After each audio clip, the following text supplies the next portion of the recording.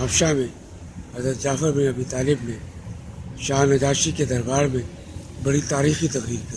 انہوں نے کہا کہ اے بادشاہ، ہم جاہل قوم تھے، بت پرستی کرتے تھے، بدکاریوں میں مصروف تھے اور ایک دوسرے پر ظلم و ستم کیا کرتے تھے۔ ایسے میں اللہ تعالیٰ نے ایک رسول ہم ہی میں سے مبعوث کیا، جن کی شرافت اور دیانت سے ہم پہلے سے واقف تھے۔ انہوں نے ہمیں اسلام کی دعوت دی اور پتھروں کے بتوں کی پوجا چھوڑنے کو کہا، اور ہم سے کہا کہ سچ بولیں اور خون ریزی سے باز رہیں، یتیموں کے مال نہ کھائیں اور پڑوسیوں پر ظلم نہ کریں، نماز پڑھیں اور روزہ رکھیں۔ ہم ان پر ایمان لے آئے۔ اس جرم پر ہماری قوم نے ہم پر بے پناہ مظالم کیے، چنانچہ ہم نے آپ کے ہاں پناہ لی۔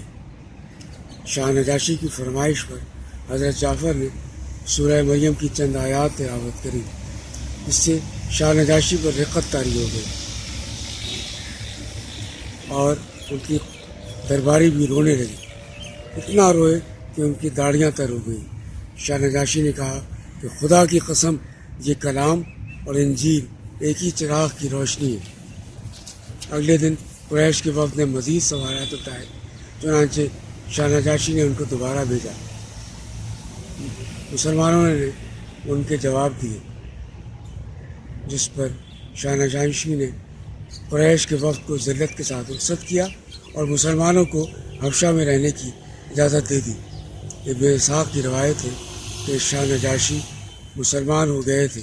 یہی وجہ ہے کہ ہجرت کے بعد جب شاہ نجاشی کا حبشائی میں انتقال ہوا تو رسول اکرم صلی اللہ علیہ وسلم نے شاہ نجاشی کی غائبانہ نماز جنازہ بھی پڑھائی تھی۔